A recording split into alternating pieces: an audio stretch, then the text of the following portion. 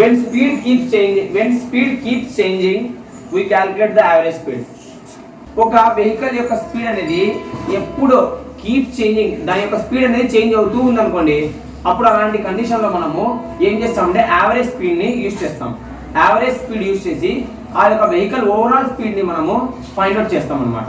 ఓకేనా, అర్థమైందా? So average speed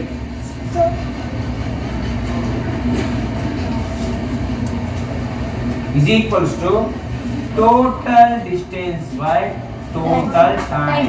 Formula is the most important formula in this chapter. The total distance covered is total time. Total time means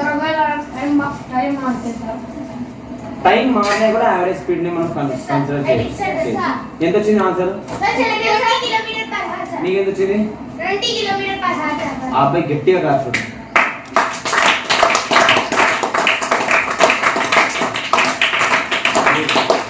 very good very good very good super. కూర్చోండి అంతా కూర్చో. ఇక్కడ నేను ఏం చెప్పానంటే ఒక ఆబ్జెక్ట్ లేదా ఒక బాడీ లేదా ఒక వెహికల్ యొక్క స్పీడ్ అనేది ఆల్వేస్ కీప్ చేంజింగ్, అంటే దాని స్పీడ్ అనేది ఆల్వేస్ చేంజ్ అవుతూ ఉంటే, ఒక కాన్స్టెంట్ స్పీడ్ అనేది లేకుండా ఉంటే అప్పుడు మనము దాని యొక్క స్పీడ్ అంటే ఆ యొక్క వెహికల్ యొక్క స్పీడ్ ని మనం ఎలా ఫైండ్ అవుట్ చేయాలి అంటే యావరేజ్ స్పీడ్ యూజ్ చేసి ఫైండ్ అవుట్ చేయాలి. అందుకనే యావరేజ్ స్పీడ్ ని మనము ఓవరాల్ స్పీడ్ అంటాం. ఏమంటాం?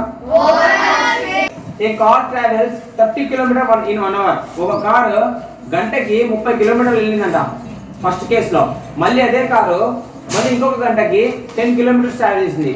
మళ్ళీ అగైన్ కార్ అనేది మళ్ళీ 1 అవర్ కి 20 కిలోమీటర్స్ ట్రావెల్ చేసింది. ఇప్పుడు ఇక్కడ యావరేజ్ స్పీడ్ ఎలా తీసుకోవాలి? ఇక్కడ ఏముంది ఫార్ములాలో? ఫస్ట్ ఏముంది? న్యూమరేటర్ ఏముంది? టోటల్ డిస్టెన్స్ అంటే టోటల్ డిస్టెన్స్ అంటే ఇదేనా? 30 కిలోమీటర్స్ 10 కిలోమీటర్ 20 కిలోమీటర్ ఇదేనా? So 30 plus 10 plus 20 divided by, ఇప్పుడు డివైడెడ్ బై ఇక్కడ ఏముంది? టోటల్ టైం అంటే ఇదేనా? సో ఇక్కడ టోటల్ టైం అంటే ఇదేనా? సో 1 అవర్ 1 ప్లస్ 1 అంతే కదా? సో టోటల్ డిస్టెన్స్ ని మనం ఇక్కడ తీసుకున్నాం 30 ప్లస్ 10 ప్లస్ 20. టోటల్ టైం ని మనము 1 ప్లస్ 1 ప్లస్ 1 గా తీసుకున్నాం. టోటల్ టైం తీసుకున్నాం.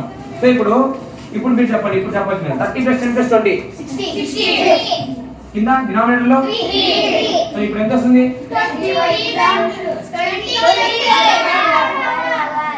అంటే ఆ కార్ యొక్క యావరేజ్ స్పీడ్ ఎంత ఉందంట? 20 km/h. అంటే ఆ యొక్క కార్ యొక్క యావరేజ్ స్పీడ్, కార్ అనేది గంటకు 20 కిలోమీటర్స్ ట్రావెల్ చేస్తుందంట. యావరేజ్ గా చెప్తున్నాం, అంటే ఓవరాల్ స్పీడ్ చెప్తున్నాం ఇక్కడ by using average speed formula. Okay, మీకు ఈ ప్రాసెస్ అర్థమైందా? Average speed